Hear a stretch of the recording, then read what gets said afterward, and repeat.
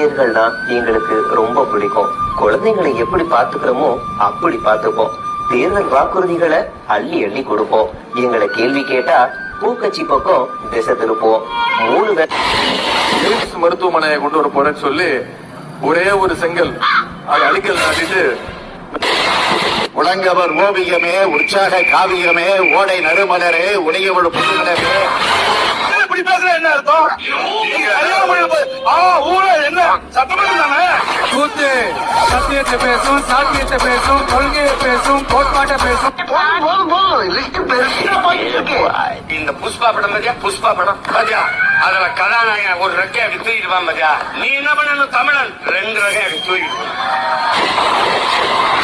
இனிய பொங்கல் நல்லா துக்கள்.